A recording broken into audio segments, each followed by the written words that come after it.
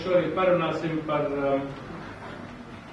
ražošanas ēku Rīgā Krustpils ielā 35, kuras pasūtītājs bija Lexal fabrika, kas ir viens no diezgan lielu pasaules uzņēmumu Schneider Electro daļa.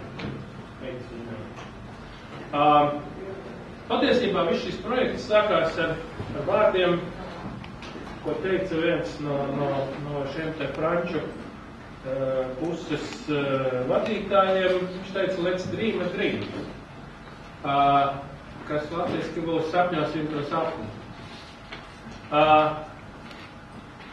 Viņi gribēja šeit radīt savu ražošanu.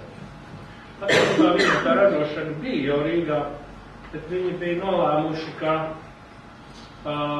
šī te ražošana ir jāpaplašina un jāpaliek šeit nopietni, jo viņi līdz tam brīdim dzīvoja tīrētās telpās.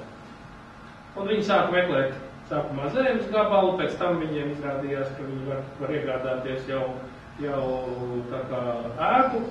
Un patiesībā viss notika uz labu, un viņi šo tā ēku iegādājās un sāka rekonstrukciju.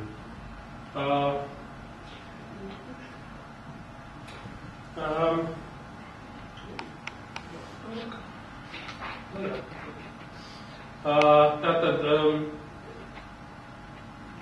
Sija Abor bija kā galvenais uzņēmums šajā pasākumā. Mēs bijām projektētāji, bija, protams, arī daudz dažādu apakšuzņēmēju, bet man jāsaka tā, ne par to šis stāsts. Stāsts par to, ka 9 mēnešu laikā tika radīta viena no šobrīd modernākajām ražošanas ēkām Latvijā. Un uzsvars šeit ir uz vārdu ražošanu. Jo, protams, ka šī ēka šobrīd ir dažādu nopietnu tehnoloģiju piesātināta, un viņi, protams, arī šobrīd domā par to, ka varētu tur mazliet veidot pat otro kārtu un paplašināt visu šo pasākumu, jo patiesībā viņu sapnis par šo ēku izdevās.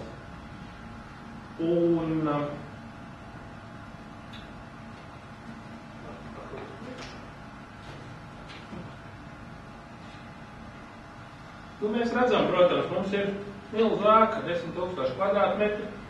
Es vienmēr smējos par to, ka darba vadītājs pa objektu celtniecības procesā brauc ar velosipēdu. Jo, ja viņš iet kājām, tad viņš uz pusdienu laiku atgriežās vagoņi.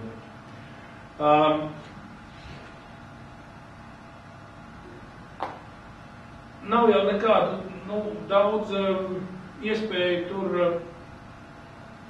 kā izpausties, jo ir šīs projektēšanas uzdevumi, kas saucās Project Book, kas ir ļoti nopietns, kā lai saka, tātad rūpnīcas sveikums, ko tad viņi vēlas šajā ēkā redzēt, kā tam jābūt, viņiem viss ir reglamentēts un paredzēts līdz pēdējiem sīkumam.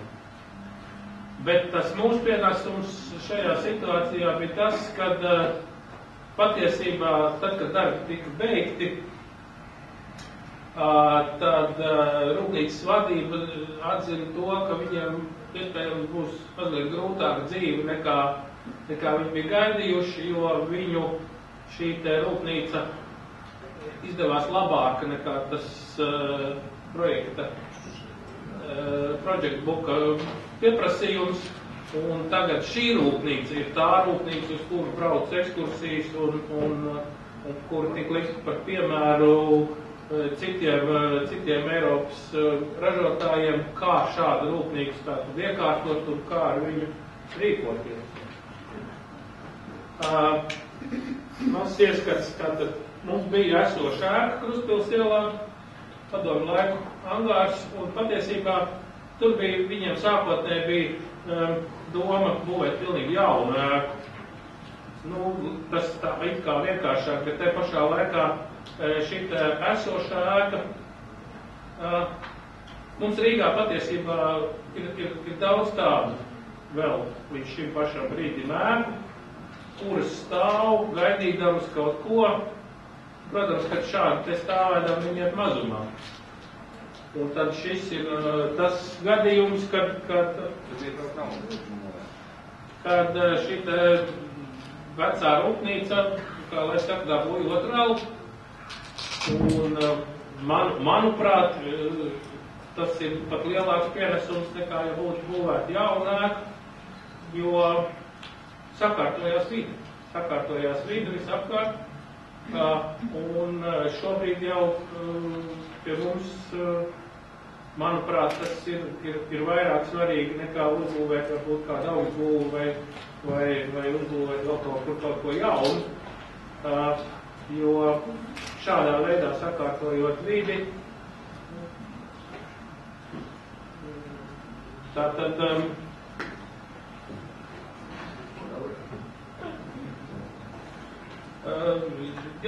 sakārtojot vidi, mēs vienkārši tas viss izskatās daudz pieņemamāk nekā varbūt līdz šim. Tātad celtniecības process, kā jau teicu, aizņēma 9 mēnešus. Kā rezultātā mēs ieguvām ražošanas cehu. Šobrīd tas attēls ir mazliet savādāks, jo patiesībā tas ir ražošanas cehs, kas ir šobrīd šeit viņš ir pilnīgi tukšs tajā brīdī, kad viņš ir gatavs.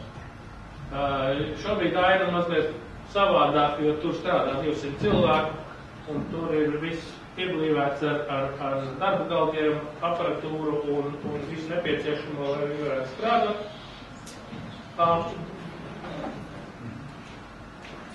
Bet šī aina ir šis te galvenais cehs tajā brīdī, kad viņš bija gatavs, lai šo te viņu ražošanu tur ievikt. Jāatzīst, ka šī te projekta grāmata ir ļoti interesanti, tāpēc, ka viņi jau no paša sākta gala domāja par to, ka viņi var daudz izmantot saules gaismu. Viņi uztaisīja tātad visu jumtu ar stikla kupoliem, lai varētu ekonomēt elektroenerģiju.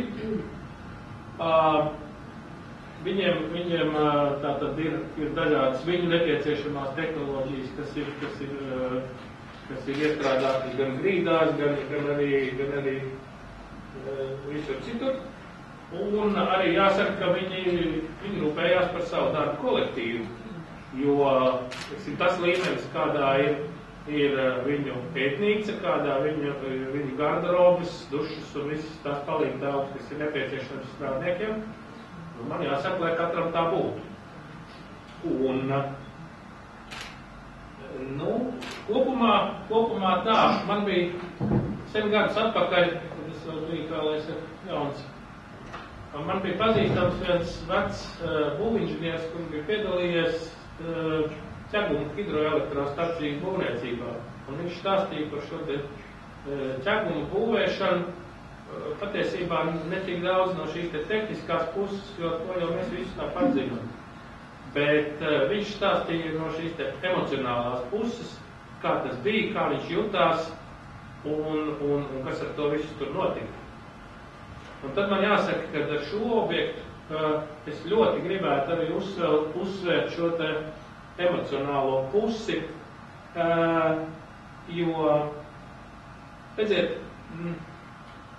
tas kolektīvs, kas tur sanāca kopā, lai radītu šo rekonstrukciju, kaut kādā mistiskā veidā bija ļoti saderīgs. Gan tātad rūpnīcas vadības pārstāvi, gan būvnieks, gan projektētāji, gan izpildītāji. Tas uz to brīdi bija kā tāda, gandrīz tāda ģimene, kas turējās kopā un cīnījās par rezultātu. Jo tas, manuprāt, būvniecības procesā ir viena no svarīgākajām lietām, jo mēs visi zinām to, ka ja mēs nevēlamies kaut ko darīt, tad mēs arī nedarīsim. Mēs izdomāsim simtiem dažādu iegānstu, lai nevarētu, nedrīkstētu, nespētu un tā tālāk kaut ko radīt vai uzbūvēt. Šis bija pretējais gadījums, kad cilvēki, kā lai saka, dega par šo lietu. Nu, no manu viedokļa kā viena no šī procesa dalībniekiem. Un tas brīnumainākais ir tas, ka tas rezultāts tiešām tāds arī ir. Tas pasākums izdevās. Es varu piebilst no būvnieka viedokļa, ka 9 mēnešu laikā mēs realizējam projektu, mēs saskaņojam to projektu un realizējam milzīgu objektu un nodevam viņu eksploatācijai. Principā tur iekšā ir 11,000 kvadratmetri un teritorija 5 hektāri. Tad pilnībā tika nomainīta pilnībā visi arī tīkli. Vienīgais, kas ietuka varbūt pārsvartājiem līdzekļus, lai labi iekārtot to 5 hektāru teritoriju. 2 minūtes es jums parādīšu pēdējais bildes. Tika nomainīta 400 gaisā lukas, jūsu lokas, 4 rūpīgi 400 gabali. Principā vienas tur nemaz nevajag kaut kādu gaisu mums liek. Un vēl, kas bija interesants, ka mēs izbūvējam mikroklimatu telpai plati būtu 5000 kvadratmetri, kur regulējas gan mitrums, gan temperatūra, gan vasara, gan ziema. Tas bija tāds sarežģīts uzdevums, ka es uzskatu, bet mēs veiksmīgi to pavadām. Nu, un, protams, noslēdzot mūsu stāstu, tā ir ražošanas ēka. Un, manuprāt, ražošana šobrīd ir tā lieta, kas mūsu nelielajā valstī stingri vien trūkst, jo līdz šim mēs tā kā visu laiku pirkām un pārdevām, bet man liekas, ka tas laiks ir tā kā cerams pagājis, un ir jāsāk darīt kaut kas tāds, kas tomēr būtu saistīts ar kaut kā jaunu radīšanu un ražošanu. Tādēļ šis objekts ir tā vērts.